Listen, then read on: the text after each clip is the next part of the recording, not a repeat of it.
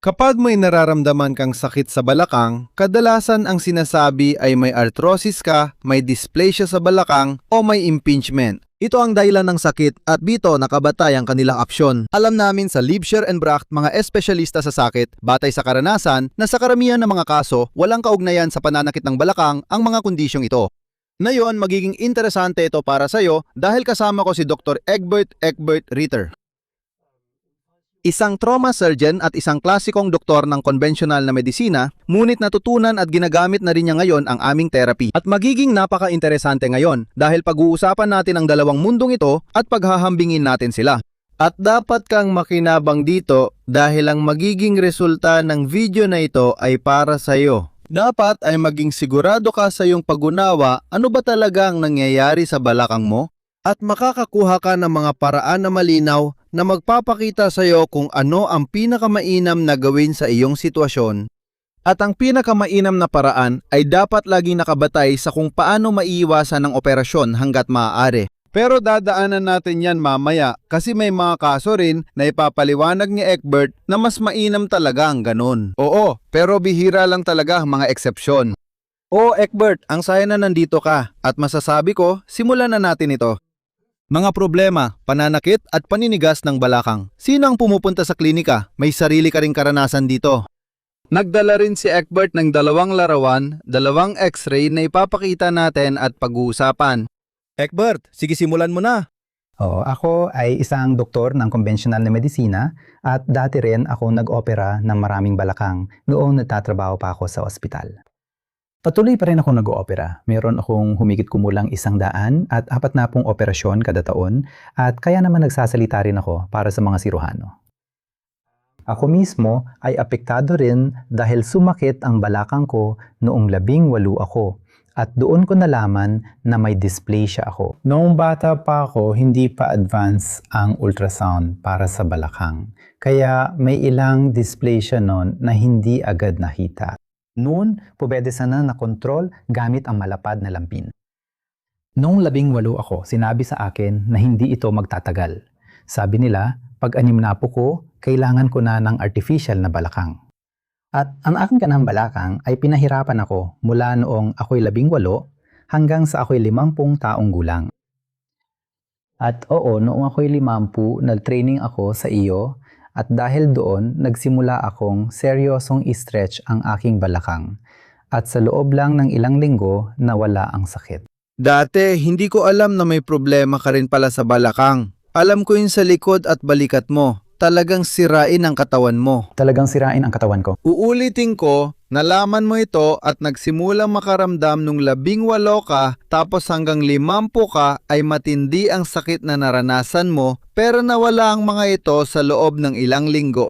Habang dumarami ang ginagawa ko, lumalala ito, May mga galaw rin na nagpapahirap sa akin, gaya ng pagsasayaw. Pero tuwing mas napupuwersa ang balakang ko, tulad ng pagtakbo, hindi talaga ako mahilig tumakbo. Lalo na ang pag-akyat ng bundok, yung pagdadala ng backpack at iba pa. Tuwing talagang napupuwersa ang balakang ko, nakakaramdam ako ng sakit. Parang espada ni Damocles na laging nakasabit sa ulo mo.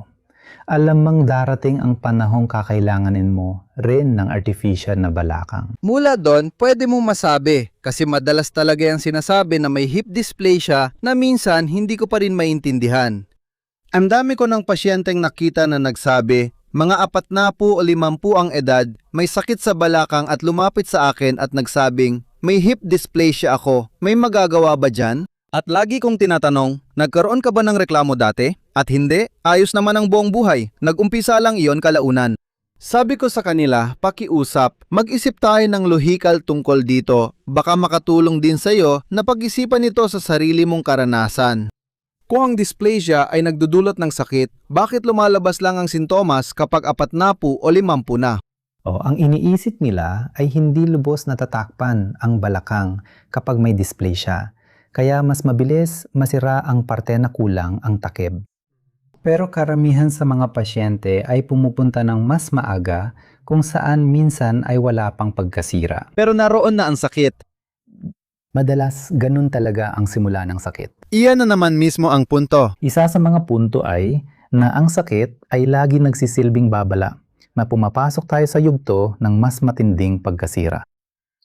At kapag ako ay Iyan na ang bagong pag-iisip na yon na siyang tinatawag ding naunang pag-iisip. Alam ko, sa WHO, ang definisyon ay nagbababala na tungkol sa sakit at iba pa kahit hindi pa ito nangyayari. Oo, pero tatanungin kita ngayon, kung babalikan mo ang sarili mong karanasan, naisip mo ba nun na sa hip dysplasia mo, hindi talaga galing sa mismong dysplasia ang sakit, kundi sa paninikip ng mga kalamnan? hindi ko talaga naisip yun. Dahil yan ang punto. Gaya ang nararamdaman kong sakit. At yun talaga ang interesting sa akin. Kasi yun ang nagpapabago sa karaniwang pananaw tungkol sa hip dysplasia. Kasi nung ako'y 18 at natuklasan ng dysplasia, maayos pa naman ang kartilago noon. Diagnosis ng dysplasia lang ang meron doon, walang pagkasira, pero nandoon pa rin ang sakit. Tama. At pinapakita nito na maagang nagbababala ang katawan sa pamamagitan ng sakit na may mali. Kaya malinaw para sa'yo bilang tagapakinig, may nararamdaman ng sakit kahit walang sira, di ba? Karaniwan kasi iniisip ito ng maraming doktor, therapist at pasyente. Siguro, pati ikaw. Oho kung kayo ay mga doktor na nakikinig na yon. Oo, kadalasan yan ang unang pumapasok sa isip kapag may masakit. Ano ang nasira? Tama? Doon nagsisimula ang paghahanap. Minsan may natagpuan, minsan wala. Hindi na natin iisa-isahin dahil mahaba, pero mahalagang malaman na may sakit kahit walang pinsala. Mahalaga yan para sa'yo pag-usapan natin mamaya. Sige, magkwento ka rin tungkol sa mga pasyente. Alam kong may kwento ka dyan. Oo, may isang matandang babae na lumapit sa akin at pinayuhan siyang magpalagay ng prosthesis sa balakang. At pakiramdam ko, pumunta siya sa akin para marinig na oo, kailangan talagang operahan. At wala nang ibang paraan kundi operasyon. At pagkatapos, ginamot ko siya at tulad ng dati, nawala naman ang sakit pagkatapos ng gamutan. Pero hindi siya nag-ehersisyo gaya ng nararapat. Pero ano ba talaga ang ibig sabihin ng nawala? Ibig kong sabihin, mula sa 100 dati, ginagawa naming bumaba ito sa ilalim ng 30. Ganon din yon para sa'yo. Para ipaliwanag, kapag gumagana si Lipchambart, palagi naming nababawasan ang sakit sa unang gamutan. Kadalasan mula 100 dati, pababa sa 0 hanggang 30 na natitira.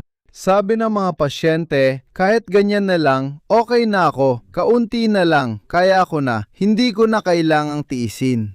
Oo, sa therapy, nababawasan ang tensyon ng pasyente. Pero kung wala siyang gagawin, tataas ulit ito. Itabi muna natin yan para sa susunod. Tuloy lang tayo. Sa anumang kaso, Tama, wala siyang ginawa, lumala ulit ang sakit at dumating sa punto na nagpo-opera siya. At kaagad, pagkatapos ng operasyon, mas lumala pa ito. At syempre, palagi siyang bumabalik sa siruhano. Ano ba ang inoperahan? Nilagyan siya ng prosthesis sa balakang. sa magkabilang bahagi, ibig sabihin ay ang sakit at ulo. Tama, ibig sabihin ay isang total na prosthesis, ang socket ng balakang. Socket at ulo ng balakang. Lalong lumala ang sakit, kaya palagi siyang bumabalik sa doktor ng physical therapy at rehab. Dumating ang oras na sinabi ng doktor, ito ang x-ray mo. Perpekto ang pagkakabit ng balakang. Wala sa akin ang problema. At pinaalis na lang siya. Oo naman, ano pa nga ba magagawa niya? Sa x-ray, perpekto ang ginawa niya. Isa siyang batikang siruhano, kaya sigurado namang maayos ang pagkakagawa niya. At hindi na niya alam kung saan siya pupunta. At pagkatapos, lumapit siya sa isang Chinese na manggagamot na gumagamit ng pagpapatong ng kamay at iba pa, na agad na intindihan ang sitwasyon at sinabi sa kanya, walang madaling paraan. Ibig sabihin, kailangan talaga siyang may gawin, putisa man o hindi. At pagkatapos, lumapit siya sa akin at nakontrol namin ng maayos ang problema. Marami kaming karanasan tungkol sa paksang ito. Gumawa rin kami ng isang pag-aaral tungkol dito, tungkol sa pananakit pagkatapos ng total hip replacement. Kahit pagkatapos ng total hip replacement at may pananakit pa rin, kadalasan ay nagagamot pa rin namin. Nagagamot pa rin namin. Pero ngayon, nandito na tayo sa paggamit ng Liebscher-Liebsterbracht. Pakiusap, ikwento mo ulit bilang klasikong doktor kung ano mga sitwasyon dito at paano ang pagdurusa para matulungan natin ang mas marami sa mga nakikinig na baka makarelate sa kanilang sitwasyon. Ano ang karaniwang binabanggit na dahilan ng mga sakit?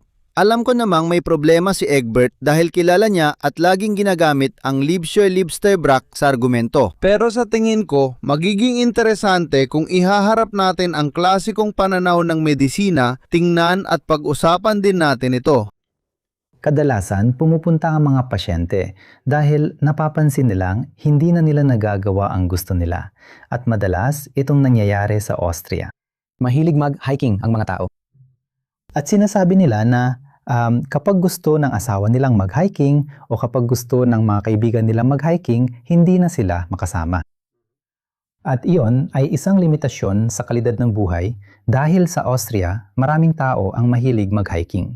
Kaya pumupunta sila sa orthopedist. Dahil saan? Dahil sa pananakit ng balakang. Ibig sabihin, sumasakit kapag may bigat o ginagamit. At saan sila nakakaramdam ng sakit? Kadalasan sa singit. Iyon ang tinatawag na sakit sa socket ng balakang. At baka makarelate kayo rito mga tagapakinig. Oo, madalas din tulad kapag gumaba ka ng kotse at itinaas ang paa, masakit yon. Karaniwan din, yang reklamo. Pagkatapos, pumunta sila sa ortopediko para magpa-x-ray. Doon, makikita ang mga pagbabago tulad ng arthrosis o pagkasira.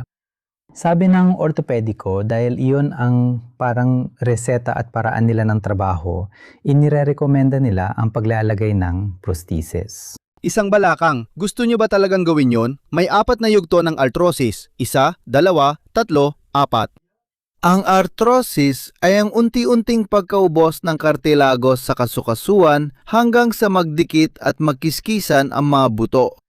Sa unang antas, kaunti lang nawala. Pangalawa, mas marami. Pangatlo, mas marami pa. Sa ika-4, wala na talagang natira. Halos buto sa buto na. Oo, halimbawa, may pasyente na dumating at nagsabing gusto niyang tapusin ang pagdurusa niya. At ngayon gusto ko siyang tulungan bilang doktor. Ako ngayon ang doktor na gustong tumulong. Nakikita ko ngayon na may ikalawang antas ng arthrosis siya. Hindi na buo, malaki na ang nawala pero may natitira pa. Operahan ba dahil sa ikalawang antas ng arthrosis? O operahan dahil masakit? Hindi inoperahan ang ikalawang antas ng arthrosis. At kung masakit? Kung ubod ng tindi ang sakit, oo. Kahit na sa tingin ko, kahit na talagang matindi ang dinaranas ng pasyente, gagawa pa rin ang doktor ng karagdagang pagsusuri tulad ng CT scan o MRI. At kung masyadong maliit ang pinsala doon, sasabihin ng karaniwang orthopedic na doktor na hindi pa ito indikasyon. Sa antas, 3 iba na ulit ang sitwasyon. At alam ba ng lahat ng mga doktor na ang cartilago mismo ay walang mga reseptor ng sakit? Ibig sabihin, kung dati makapal ang cartilago at ngayon ay nasa unang, pangalawa o pangatlong antas na, may natitira pa rin cartilago. Ibig sabihin, ang bahagi pa rin na walang mga reseptor ng sakit ang na-stress o nabibigatan. Nasa isipan ba nila yon? Ibig kong sabihin, alam ko na sige, oo. Kaya sa tingin ko, hindi yun nasa kamalayan talaga. At dati, hindi rin yun nasa isipan ko. Bago ko talaga pinagtuunan ng pansin ang paksa at bago ako pumasok sa pananaliksik tungkol dito. Sa tingin ko, kakaunti lang talaga ang may alam nito. At pinapaliwanag natin ito na ang arthrosis ay osteoarthritis, ibig sabihin, pamamaga. Sinasabi natin, sige, yan ang pamamaga sa loob. Ang mga mediator ng pamamaga ang sanhi ng sakit. Sige. Siyempre, ang sakit na nararamdaman ng pasyente ay isang napakahalagang salik sa pagpapasya kung kailangan ng operasyon. At kapag may malalaking pagbabago, halimbawa, kung ang kartilago ay may pinsala na antas 4 nakatatak na sa isipan ng mga orthopedist na nag-opera, na wala ng ibang paraan kundi ang operasyon. Malinaw yan. Dito, antas 1, 2 at 3 ang tinutukoy natin dahil marami na akong pasyente. Alam din ng ilan sa kanila kung anong antas na sila. Pero marami rin doon na hindi pa umaabot sa antas 3 pero naoperahan pa rin sila. Pero posible rin na may ibang mga patakaran dyan sa Austria. Hindi ko masasabi yan na yon. At ano pa ang iba bukod sa arthrosis? Kaya ang dysplasia ay isang Napag-usapan na rin yun noon. pero ang impingement. Ibig sabihin, ano nga ba talaga ang impingement? Ibig sabihin nito ay pagkakaipit. Pero tama, naipit ba? pagkaipit. Paki-explain ng mas detalyado, please. Sa madaling salita, ganito yun. Kapag gumalaw ka, yung ulo ng leeg ng hita ay sumasabit o tumatama sa isang bahagi at doon nagmumula yung sakit. At ang ibig sabihin ng unstep ay sumasayad o dumadampi. Tama. Ibig sabihin, yung leeg ng hita ay tumatama o sumasayad sa buto. Ituloy mo lang, kukunin ko lang ang skeleton natin para maintindihan natin. Sige, magpatuloy ka lang. Kaya kapag gumagalaw, yung buto, yung leeg ng hita, ay sumasayad sa socket ng balakang at yun ang nadudulot ng sakit. At ang diagnosis na ito ay kadalasan o sa totoo lang palagi natutukoy sa MRI o CT scan. Ipit mo lang sandali. Oo, ibig sabihin, meron tayong maaring gawin. Hawakan nyo ito sa harap para makita ng lahat. Meron tayong gilid ng socket ng balakang at sa ilang galaw, nagkakaroon ng kontak ang leeg ng hita sa gilid ng socket ng balakang. At maaring maraming dahilan ito. At kung ang impingement ang dahilan, kadalasan sa pananaw ng mga klasikong ortopediko, hindi ako makakaiwas sa operasyon. Ang konserbatibong therapy ay may mas maliit na papel lang, sinusubukan lang ito. Madalas ito. Pero huwag kang magpadala na magpa-opera agad dahil lang sa impingement dahil ipapaliwanag pa natin ito mamaya. Oo, ito na tayo sa klasikong opinyon ng medisina at malalaman natin mamaya na dapat pa itong pag-isipan. Oo, pwede itong gamutin gamit ang arthroscopy. Ibig sabihin, pwedeng pakinisin o tanggalin ang mga bahagi na pinaniniwala ang nakikiskisan at nadudulot ng sakit. Pero isa itong operasyon. Sa tingin ko, pag-uusapan pa natin ito ng mas detalyado mamaya. Lumipat na tayo ron. Sa tingin ko, malinaw na ang sitwasyon. Yan ang tatlong pangunahing salik na tinitingnan din. Ano ang ginagawa kapag ang balakang ay wala namang problema? Kung maayos naman na estruktura, walang arthrosis, walang naiipit, walang dysplasia, at matindi pa rin ang sakit. Paano ito kadalasang tinatrato? Kadalasan, madalas silang binibigo ng sistema dahil sinasabi ng karaniwang doktor na wala silang sakit. At syempre, hindi maganda ang pakiramdam ng pasyente dahil madalas ay talagang desperado na sila. Gusto nilang maglakad, gusto nilang mag-hiking, gusto nilang mag-ehersisyo. Malamang may nararamdaman silang sakit. Oo, gusto nilang maging aktibo pero napipigilan ang sakit nila. Sila yung mga pasyenteng minsang pinapadala sa physiotherapy, ini-injectionan at iba pa. Pero sa huli, hindi talaga sila gaano siniseryoso. At kawawa talaga ang mga pasyenteng ito kasi wala naman talagang makita sa kanila. Ibig bang sabihin, kailangan nilang sumali sa self-help group na may mga taong may parehong karanasan para matutunan nilang tanggapin na kailangan nilang mabuhay na may sakit. Madalas ko itong marinig. Oo. Paano naman ang tungkol sa pag-iisip? Paano naman ang tungkol sa memorya ng sakit? Sa tingin ko, hindi ito ganun kalaki ang epekto pagdating sa balakang. 'Di ba? Hindi sa balakang hindi kasintindi ng epekto kaysa sa pananakit ng likod. Alam mo, kilala ko yung sitwasyon na yan noong panahon na hindi ko pa alam na ang tensyon o paninigas ng kalamnan pala ang sanhi ng sakit. Ibig sabihin, darating talaga sa punto na kailangan mong umupo kasama ang pasyente at sabihin sa kanya, wala na kaming ideya kung ano ang meron ka. Nasuri na namin ang lahat. Hindi naming makita ang sanhi ng sakit dahil bilang tradisyonal na doktor, hindi namin naiisip ang tensyon ng kalamnan. Ibig sabihin, talagang hindi ito tinitingnan. Tama. Ibig sabihin, hindi namin ito inakalang sanhi ng sakit. Tama. Batay sa sarili kong karanasan, sinasabi ko noon sa mga pasyente na magpatingin sa psychologist o psychiatrist para malaman kung may tinatago silang lihim o mabigat na problema. Magandang intensyon kung may solusyon tayo. Sinabi ng pasyente, masaya akong kasal, may magandang trabaho at mahal ako ng mga anak ko. Anong gagawin ko doon? Oo. Sabi ko, subukan niyo muna pumunta sa osteopath at subukan ang ganong paraan. At natatandaan ko pa ng malinaw ang isang 30 anyos na pasyente, talagang desperado siya. kasi gusto talaga niyang tumakbo. Lagi namang ganun. At talagang nahirapan kami sa kanya. Oh. At talagang hindi kasi nakaka-satisfy na palabasin siya sa huli. Kasi talagang kapanipaniwala na nararamdaman niya yung sakit na yun.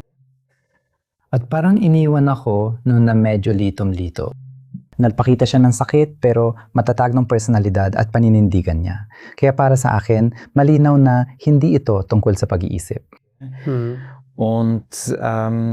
At talagang naka-apekto yun sa akin. Noon, naisip ko na, oo, may iba pa talagang hindi natin alam.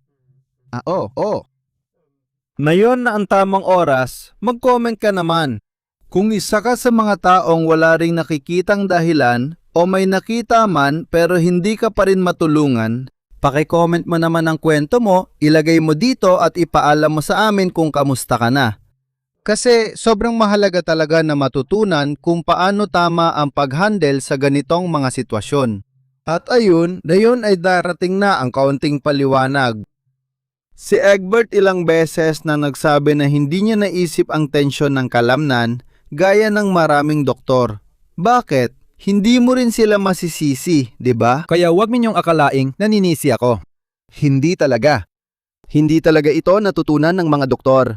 Hindi ito tinuturo o binibigyang pansin sa pag-aaral. Kadalasan, sinasabi lang na may humihila. Ngunit ang bagay nito na siyang responsable sa karamihan ng sakit ayon sa 40 taong pag-aaral ay hindi pa rin pangkaraniwang kaalaman. Para maintindihan mo kung tungkol saan ito, sa totoo lang, napakadaling intindihin. Dahil ang katawan mo ay umaangkop sa anumang hamon o stimulus na ibinibigay dito, lalo na sa stimulus ng pagsasanay. Ito ang dahilan kaya nag-a-adjust ang katawan. Sa weight training, lumalakas ang mga kalamnan habang ginagawa mo ito. Baka napansin mo rin, parang nabawasan ang flexibility mo. May dahilan talaga kung bakit nangyayari yan. At huwag mo munang isipin ang edad. Napakadituwiran lang ng kinalaman nito rito. Ibig sabihin, may ginagawa tayong mga tao na nagdudulot ng pag-ipon ng tensyon sa mga kalamnan at fascia. Yan ang paliwanag ko dyan. Ang fascia, baka narinig mo na ang salitang yan. Yan ang nag-uugnay na tissue. At ito yung bahagi ng nag-uugnay na tissue na diretsong nakabalot o tumatagos mismo sa mga kalamnan. Maisip mo na, andyan ang kalamnan, tapos nakapalibot dito ang fascia. Pagkatapos, numinipis ito at nagiging litid. At ang litid na yan ay nakakabit sa buto. Kaya itong buong sistema ng fascia ay direkta ring konektado sa kalamnan na halos hindi mo na sila mapaghiwalay. Kung kabilang ka pa sa mga kumakain ng karne, alam mo yung mga mapuputing hibla sa loob ng karne? Yun ang fascia. Minsan may makikita kang puting lamad sa paligid ng karne. Iyan ang fascia. Paano nagkakaroon ng tension ang kalamnan at fascia? Madali lang yan. Palagi kong halimbawa ang braso ko dahil ito ang pinakamadaling ipakita. Tingnan mo, kapag iniunat mo ang braso mo, mahaba dito ang mga kalamnan at fascia. At dito, mas maikli sila. Dahil sa pag-urong ng mga kalamnan, naiunat ang braso. Kapag binabaluktot mo ito, nagsisikip at umiikli sila. Kailangan naman nilang humaba at magbigay daan. Kung may kasukasuan ka gaya ng sa siko, kadalasan hindi ito naapektuhan ng pag-ikli kasi minsan nagbubuhat tayo ng bag ng pamimili gaya ng sabi mo. Minsan habang kumakain, nababaluktot ang braso pero bihira nagkakaproblema ang siko. Mas madalas ang issue ay galing sa pulsuhan na ibang usapan na. Hindi yan ang paksa natin ngayon. Pero lahat ng kasukasuan sa katawan ay ganoon ang paggana. May mga kalamnan na humihila sa isang direksyon. At may mga kalamnan naman sa kabilang panig na humihila sa kabaligtarang direksyon. Kung hindi, hindi mo magagawa ang galaw na yon. Hanon. At kung palagi mong ginagamit ito mula umpisa hanggang dulo ng buong galaw, oo, tinatawag itong paggalaw hanggang sa pinakadulo ng saklaw. Ayon sa pagkakadisenyo ng kasukasuan, hindi ka magkakaproblema. Kung ganoon, maliban na lang kung may aksidente o kung ano paman, hindi rin makakaroon ng sobrang tensyon. Dahil wala namang dahilan para mangyari yon, kasi palaging nananatiling flexible ang lahat at natututo ang katawan na dapat kayang magbigay hanggang sa isang tiyak na punto at kayang magsikip din. Ayos lang lahat. Pero kung sisimulan mong galawin ang kasukasuan na ito sa isang direksyon lang o hindi na ito galawin, magkakaproblema ang mga kalamnan at mga fascia dito sa labas na bahagi. lalo silang mahihirap ang magbigay. Pati ang loob ay magkakaproblema rin. At kapag humihila rito at doon, saan ba napupunta ang hila? Sa kasukasuan din. Pag humila ito sa kasukasuan, isipin mo na lang parang almires. Isang almires kung saan nilalagay mo ang mga butil ng paminta at may hawak ang pambayo at gusto mong durugin ang mga butil ng paminta.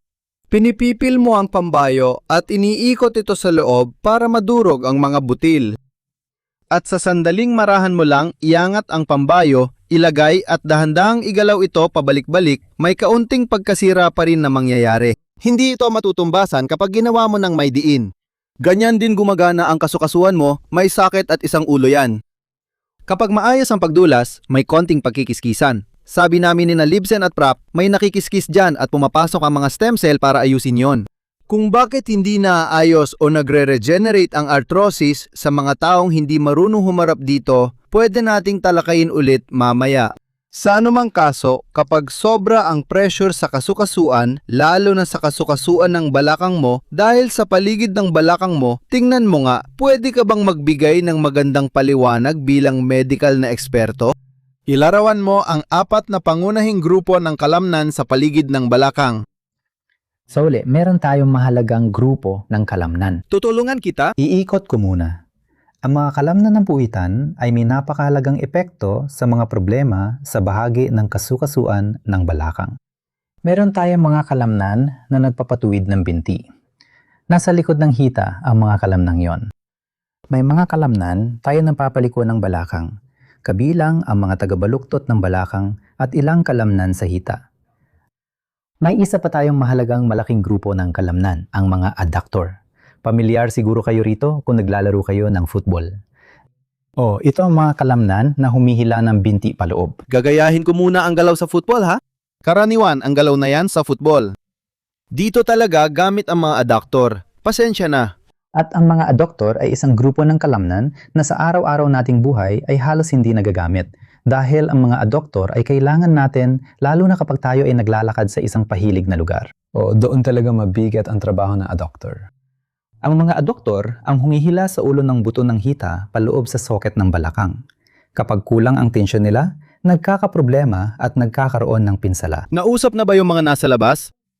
Kaya ang pangunahing kalamnan dito ay yung mga kalamnan ng puwit na siyang kumukontrol sa buong balakang mo, kumbaga. Akala ng iba ang puwit ay nasa likod lang, pero may mga kalamnan din sa gilid at may mga kalamnan ding nagpapalayo ng hita. Iyon ang mga abductor, yung mga humihila at nagpapalayo sa gilid.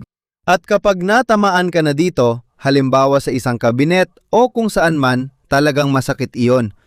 Kapag sumakit diyan, ibig sabihin tense ang mga kalamnan. Ngayon, babalik tayo. Pasensya na Brock, ako na ang magpapatuloy. Meron kang mga kalamnan dito, pero kulang ang galaw mo. Kailan mo ba talaga ginagawa ng maayos ang galaw na ito? Kailan mo ba ito iniunat ng todo? Halos hindi na. Malaki rin ang epekto nito sa pananakit ng likod. Kailan ka huling nagbuka ng mga paa ng malapad? Oo, lahat ng yan ay napapabayaan sa araw-araw. Ano ang nangyayari? Ang mga kalamnan ay lalong umikli at lalong tumitigas. Ganon din ang ginagawa ng mga fascia. At pagkatapos, ginagawa mo yan hanggang sa edad na 30. Hindi ito mga sitwasyon na sa 1 o 2 taon lang ay agad na pumapasok sa himaymay ng katawan. Mas matagal bago mangyari yan at nadadagdag pa ang epekto ng edad. Ngayon, habang tumatanda ang mga tao, mas hirap silang maglakad. Mamaya pag-uusapan natin ang haba ng hakbang at ang kahalagahan nito. At unti-unti silang hindi na masyadong nakakakilos at napapansin nila sa edad na 40 o 50. Uy, hindi na kasing ganda ang pagkilos ko tulad ng dati. Pagkatapos, lalong hirap yumuko at iba pa. Iniisip ng lahat, dahil yan sa pagtanda. Hindi, kalimutan mo yan. Hindi dahil sa edad, kundi dahil nasanay ka sa hindi pagkilos. Dapat mong maintindihan, ang hindi pagkilos ay isang uri ng pagsasanay. Kapag hindi ko ginagalaw ang balakang ko sa lahat ng direksyon, nawawala ang kakayahan nitong manatiling maliksi. Ganun lang kasimple ang mundong ito. Ang hindi mo ginagamit ay unti-unting sumisira sa katawan mo. Ganyan talaga ang katawan, gumagana sa negatibo at positibo. Yung positibo, pag-uusapan pa natin mamaya bilang solusyon. Kapag lumalakas ang mga puwersang humihila, magkakaroon tayo ng modelo ng Alarm-Schmerz. Ibig sabihin, ang ulo ng balakang ay lalong hinihila papasok sa socket ng balakang at sinusukat ng katawan ang lahat ng puwersang ito. Ang mga tensyon, ang galaw, lahat ay sinusukat at kinukuha ng mga reseptor at ipinapadala sa utak kumbaga. Malaking sentro ng pagproseso na pinapatakbo ng malalaking programa. Alam ng otak mo kung anong nangyayari sa katawan mo. Dahil sinusukat ang lahat. At sa sandaling lumalaki ang puwersa sa kasukasuan, osteoarthritis, noong wala pang mga wheelchair, nung wala pang mga operasyon, banta ito sa buhay.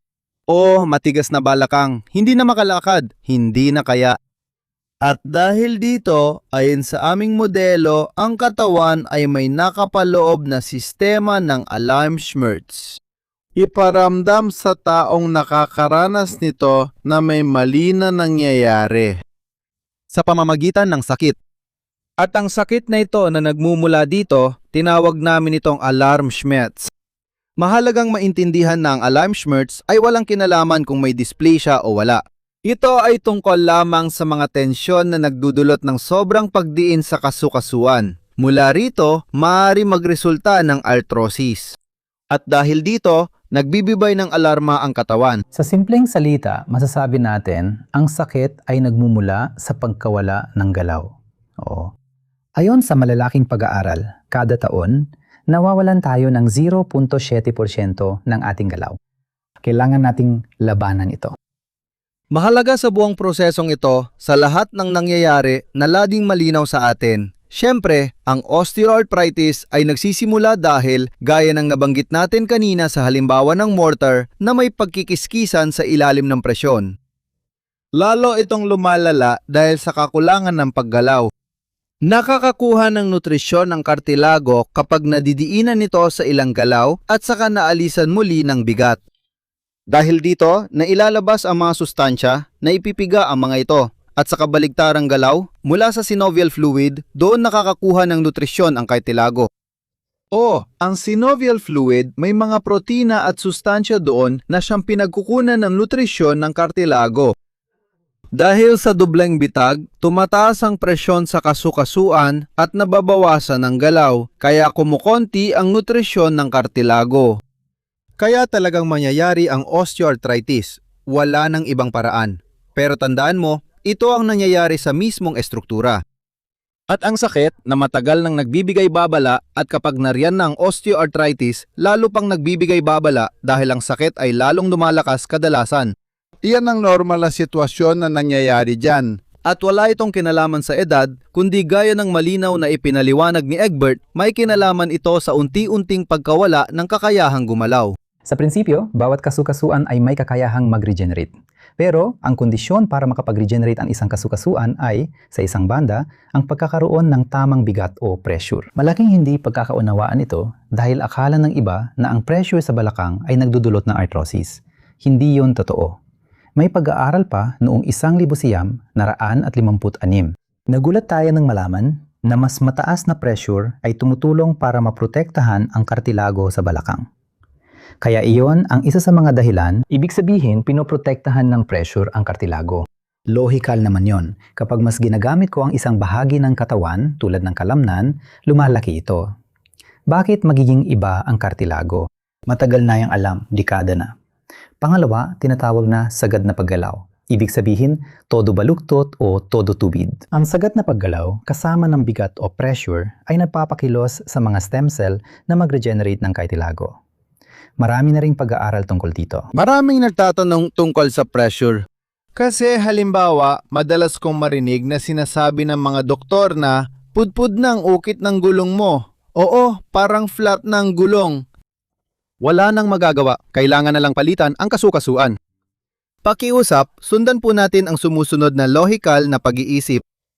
Sa totoo lang, nire-repair ng katawan ang halos lahat. Naalala ko pa, ilang taon na ang nakalipas, iniisip ng mga tao na may mga bahagi ng utak na hindi na kayang ayusin. Akala nila, hindi na kayang ayusin ng mga nerbiyos. Ngayong alam natin na halos lahat ay kayang mag-regenerate. Pero magkaibang bilis. Yung sa tiyan, mga 1 o 2 araw lang sa pagkakaalam ko. At pero lahat ay nagre-regenerate. bakit hindi nagre-regenerate ang arthrosis? Simple lang. Isipin mong ikaw ang kasukasuan. O binubuo ka ng isang socket at isang ulo. At masyadong malakas ang pressure doon. Ang pressure at galaw ay unti-unting nagpapalala sa arthrosis at lalo pang napipinsala ang kartilago. Ngayon, alam na natin mula sa pananaliksik tungkol sa stem cell na may mga stem cell sa kasukasuan na may arthrosis. Pamamaga. Ang pamamaga ay pag-aayos. O, hindi masama ang pamamaga at hindi ito kailangang alisin sa pamamagitan ng iniksyon. Ang pamamaga ay paraan ng pag-aayos ng katawan. May mga sangkap na naiipon, inaayos at iniimbak ang tubig at iba pa. Iyan ang ibig sabihin ng pamamaga. Ang pamamaga ay pagsisikap ng katawan na ibalik ang dating kalagayan. At yun din ang ginagawa ng kasukasuan na may osteoarthritis. Halimbawa, ang balakang mo. Sa sandaling gustong maging mga selula ng kartilago ang mga stem cell doon at gustong muling takpan at buin ang kartilago. Anong gagawin natin kung may pressure sa kasukasuan? Agad natin itong kinikiskis muli. At dahil dito, hanggang ngayon, ang medisina, kahit na napatunayan na ito sa loob ng 20 taon na ibang katotohanan, ay naniniwala pa rin na imposibleng ma-regenerate ang kartilago. Posible ito. Kung may oras pa, babalikan at pag-uusapan natin ulit. Gusto ko pang idagdag tungkol dyan. Nabasa ko dati ang artikulo tungkol sa pagbuo muli ng kartilago. At oo, mahigit 10 taon na ang nakalipas, akala ko rin na kapag nawala na ang guhit, parang sa kotse, kapag nawala na ang guhit ng winter tire, wala na talaga. May nabasa akong artikulo tungkol sa muling pagbuo ng kartilago. Nakita ko may professor mula Salzburg sa artikulo, kaya tumawag ako sa universidad at siya ang sumagot. Sabi ko, Ginong Professor, labis po akong namangha. Yung kaya akong mag-regenerate ng kartilago, bago talaga sa akin. Natawa siya at sinabing, mahal kong kasamahan, kailangan niyong magbasa pa na mas maraming literatura. Sa amin sa pananaliksik ng kartilago, luma na yan, kaya naghanap ako ng babasahin. Noong dekada 70, may mga unang pag-aaral sa pag-regenerate ng kartilago. Sa agham, matagal na itong alam. Sobrang exciting, hindi ko ito makakalimutan. Nung nagsasanay pa ako, may matandang ortopedista ako. Hindi na siya nagtatrabaho noon. Gusto lang niyang matutong muli at makita ginagawa namin. Sinabi niya, Roland, bakit mo pinalalaki ang isyu niyan? Noon sa amin, malinaw na ang kartilago ay kayang mag-regenerate. Hindi ko alam kung bakit iba ang pananaw ng mga batang kasamahan ko ngayon. Para sa amin, palaging malinaw yon. Nakakatawa talaga yon para sa akin kasi tugma yon sa sinasabi mo ngayon. Oo. Balik tayo sa kartilago. Mahalagang paksa ito dahil karaniwan ng arthrosis sa balakang. Pero ang totoong pinag-uusapan dito ay ang pananakit ng balakang mo. At isa pa, kahit sa ika-4 na antas ng arthrosis, alam natin na kahit nakikiskisan ng buto, pwede pa ring mabawasan o mawala ang sakit sa pamamagitan ng pagbabawas ng tensyon ng kalamnan at fascia. Paulit-ulit na napatunayan ito sa daandaang mga kaso. May isa pa akong x-ray para sa inyo. Makikita nyo rito ang isang pasyente na may malubang arthrosis sa balakang, na sa unang tingin ay masasabi mong kailangan talagang operahan. Kailangan talaga ng pasyente ng operasyon. Pero napawala rin namin ang sakit ng pasyenteng ito sa pamamagitan ng therapy. Isa na namang patunay ito na hindi ang matinding arthrosis ang sanhi ng sakit at na sa pamamagitan ng pagpapababa ng tensyon ng kalamnan at masigasig na pag-iensayo ng pasyente, makokontrol ng maayos ang sakit. Dapat magbigay pag-asa sa inyo ang larawang ito. Hindi ko maipaliwanag, baka ikaw ang makapagpaliwanag mamaya. Hindi ko rin alam kung bakit ganun, kasi ang lamad ng buto ay may mga reseptor ng sakit. Yugto-yugto, 2. Yugto-3, nandyan pa ang kartilago at wala itang mga pain receptor. Madaling ipaliwanag yan. Pero bakit nga ba ang kasukasuan, kapag ang buto ay kumikiskis sa isa't isa, ay pwedeng hindi masakit kahit walang operasyon? Dahil lang sa pag-normalize ng tensyon. May naisip ka bang sagot dyan agad-agad? Mahirap, di ba? O mahirap talaga yan. Pasensya na, biglaan lang talaga ito ngayon. Nagtataka ka rin ba kung bakit may mga pasyente kang matinding pananakit ng tuhod na nasa ika-4 na antas na ginamot mo at biglang bumaba o halos nawala ang sakit? O minsan, tuluyang nawala pa nga. Hindi, yan na yung madalas kong nakikita noong nasa ospital pa ako. Nasa kung anong dahilan, pagkatapos ng isang aksidente, nagpapakuha kami ng x-ray ng balakang, balikat o tuhod. Gusto lang namin makasiguro na walang bali matapos ang aksidente o pagkadapa. At pagkatapos makikita natin, yung pasyente, halos pudpud na ang tuhod niya. Kapag sinabing pudpud na, ibig sabihin ubos ng cartilage. Walang paggangat-nat, matindi talaga ang osteoarthritis sa kasukasuan ng tuhod. Sabi ng pasyente, hindi sila nag-aalala at wala raw silang sakit. Kaya isa pa rin ito sa mga di pa namin nare-resolve ang problema. Iyon ba ay isang himala o ano ba yon para sa inyo? Hindi talaga namin naintindihan kaya hinayaan na lang. Ganyan din sa klasikong medisina, marami kaming ganyang bagay na hindi namin maipaliwanag. Halimbawa, madalas hindi nakakatulong ang gamot sa sakit. Oo, bakit hindi sila epektibo ngayon? Oo, halimbawa, lalo na sa balikat, madalas kong nararanasan na kahit gumamit ako ng gamot sa sakit, sobrang hirap pa rin mawala ang sakit. Oo, napapaling na lang kami, ganun talaga based sa karanasan. Sa balikat, madalas hindi nakakatulong ang gamot sa sakit. Pero marami pang ibang bagay at kami. Gusto ko lang idagdag sir, pasensya na kung saglit lang. Para sa amin ni na Libster at Prac, simple lang kapag hindi nakakatulong ang gamot sa sakit. Kapag ayaw lang talagang pigilan ng katawan ng alarma nito, patuloy lang itong sumasakit. Yun lang. Oo, ang mga tradisyonal na gamot sa sakit ay kumikilos sa hormon ng pamamaga at sakit na prostaglandin. Kung hindi tumatalab ang mga klasikong gamot sa sakit, ibig sabihin hindi ang mga tagapamagitan ng pamamaga o mga hormon ng pamamaga ang nagpapasimula ng sakit na ito. Pero ito rin ay isang bagay na karaniwan nating tinatanggap na lang o na parang balewala lang. Hayaan muna natin yan. Ano ang dating nito sa iyo ngayon? May pananakit ka na at baka may diagnosis ka ring napag-usapan natin. Pero makasisiguro ka, sulit itong subukan. Subukan mong tugunan ang paninikip ng mga kalamnan mo at alamin kung makakatulong ito sa iyo. Maganda rin na hindi mo kailangang maniwala sa iba. Hindi kay Egbert, hindi sa akin, hindi sa ibang video sa YouTube o kahit kanino pa. Sa halip, pwede mo itong subukan mismo. Bago tayo magsimula sa ehersisyo, may dalang-dalawang pagsusulit si Egbert na pwedeng gamitin para malaman ang kalagayan ng inyong balakang. Egbert, pakita mo nga. Napatunayan yan sa mga pag-aaral. Mayroong magagandang pag-aaral tungkol sa X-ray at kung gaano ito ka-epektibo. At nakita nila na ang X-ray ay hindi gaanong maasahan pagdating sa tunay na kalagayan ng balakang. May mga pag-aaral na nagpapakita na gamit ang simpleng mga pagsubok sa paggalaw, mahigit 70% ang katumpakan sa pagtukoy ng kalagayan ng kasukasuan. At ang unang test ay napakadali lang. Umupo kayo sa dulo ng upuan, ilagay ang isang paa sa sahig at ang isa namang binti ay ipatong sa ibabaw ng isa. Ibig sabihin, ang bukong-bukong. Pwede ba akong sumingit? Karaniwan, di na kaya ng karamihan, lalo na sa edad 50 pataas. Paano mo magagawa ng ganon, kalapit? Madalas problema na ang maabot ng paa ang ibabaw na nagpapakitang may umikli ng bahagi ng katawan. Kung hindi, magagawa mo sana ito. Kaya ito ay para rin sa mga mas bata sa inyo. Kaya kapag inilagay ninyo ang binti ng ganito, dapat pantay ito sa lupa kung maayos ang balakang ninyo. At habang mas malaki ang anggulo na ito, kung saan umaangat ang tuhod, habang mas malaki ang anggulo na ito, mas hindi maganda ang kalagayan ng balakang at mas mahalaga na may gawin kayo. Mahalagang gawin ang stretching exercises para maibalik ang pagkilos. Ang pangalawang pagsusuri, Napakadali lang. Hilahin ninyo ang tuhod papunta sa dibdib at dapat sumayad ang hita sa dibdib. Maganda ang ehersisyo na ito na pwedeng gawin agad pagkagising habang nasa kama pa, gaya ng sabi namin. Kaya kapag mainit-init pa ang katawan, humiga kayo ng patihaya, hawakan ang tuhod at hilahin ito papalapit.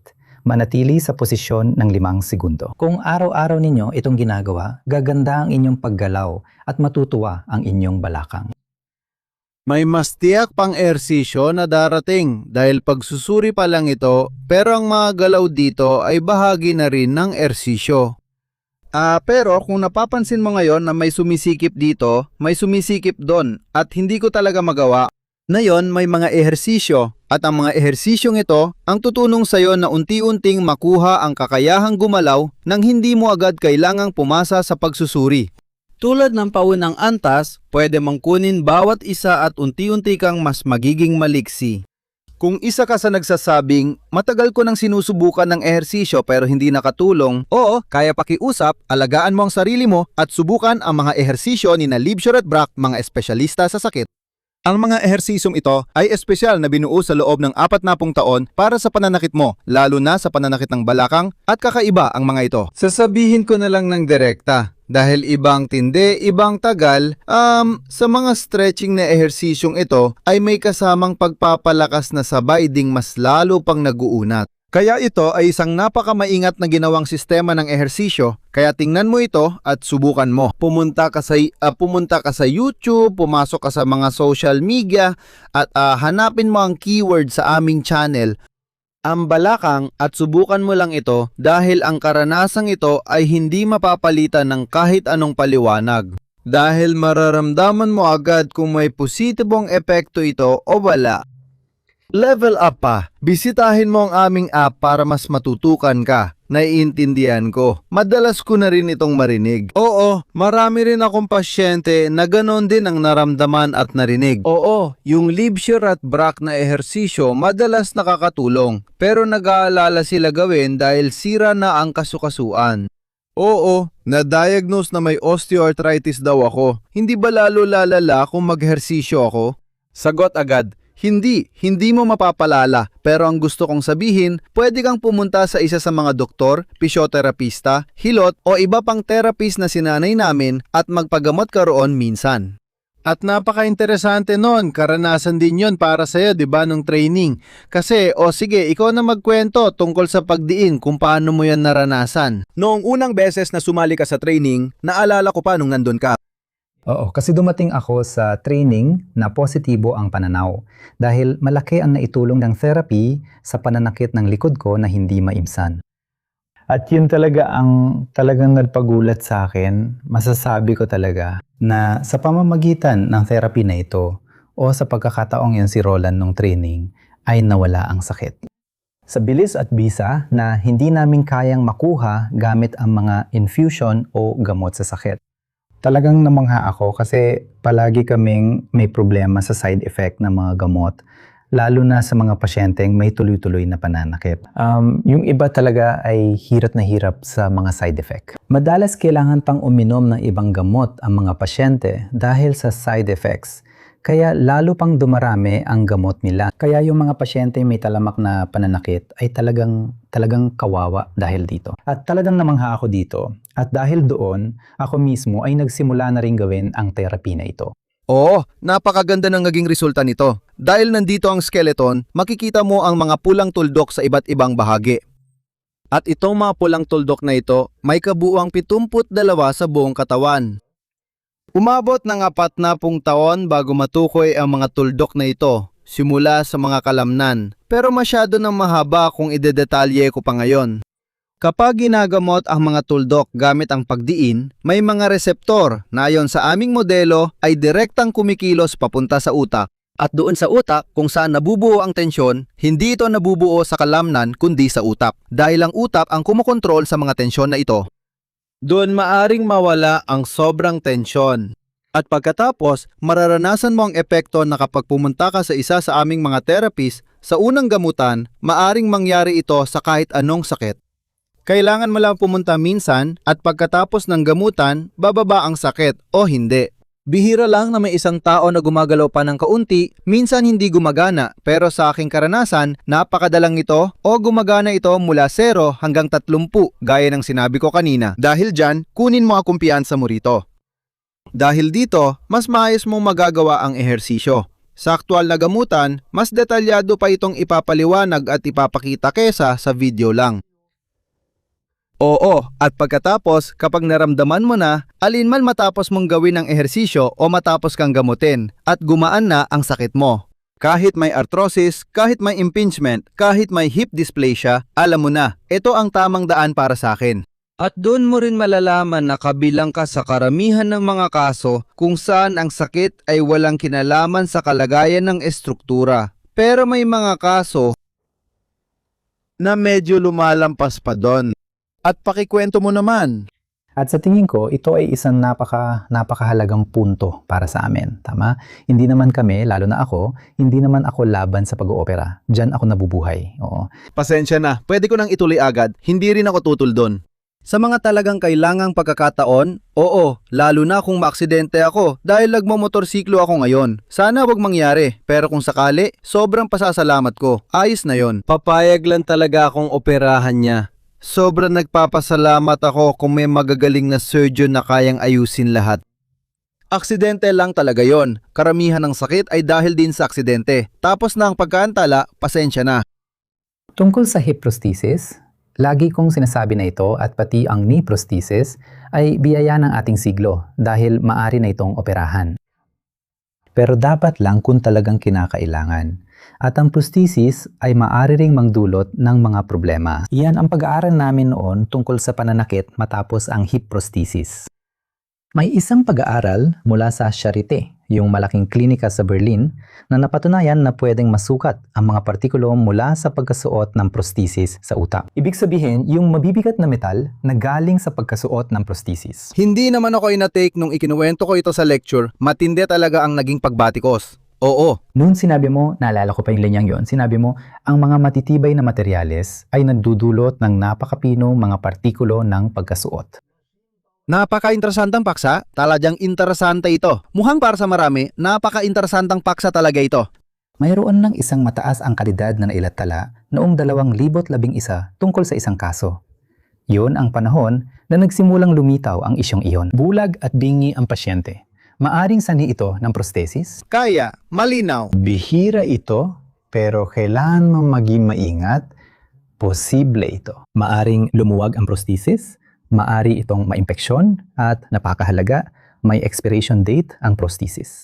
May dala akong x-ray para sa inyo, at sa x-ray makikita ang isang komplikasyon. Maaring mangyari ito, ibig sabihin, pagkatapos ng operasyon ay nagkaroon ng pagkakiling ng socket, at ang ulo ng balakang, ibig sabihin ang ulo ng prosthesis, ay nakadikit na ngayon sa buto. Nakaramdam ng sakit ang pasyente, kaya humingi siya ng tulong sa akin. Kaya, Paano nangyayari to? Sinasabi mo ngayon na nausog pala ito pagkatapos. Oo, normal ba yon? hindi normal yan. Pero para tapat, kailangan nating aminin na pwedeng mangyari to. Kaya, ang ikinabit na socket ay pwedeng mausog o tumagilid at makikita sa x-ray kung paano ito pumapasok sa loob ng pelvis. At ang pagtanggal nitong socket na ito at ang pag-aayos nito ay talagang isang malaking operasyon. Oo, ibig sabihin, hindi naman talaga naging mali ang gawin yon. Hindi naman ito maling nailagay, kundi maaring mangyari ito sa kahit anong operasyon sa balakang na humiwalay ito. Tama, ibig sabihin, pwedeng ang inilagay na pan ay dumaan sa balakang papunta sa maliit na. Para sa akin, isa pa itong dahilan para huwag ko na lang ipagawa ito kung maaari namang iwasan. Tiyak. Ibig sabihin, kailangang palitan ang prosthesis pagdating ng panahon. At gaano katagal? Karaniwang tumatagal ang mga ito?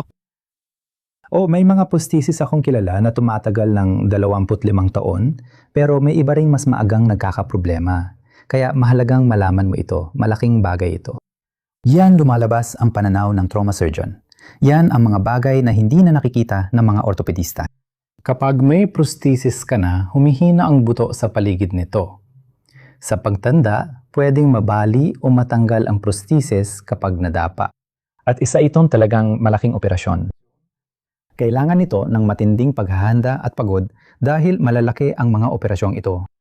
May mga pagkakataon tulad ng nabaling leeg ng femur na kailangang lagyan ng prosthesis.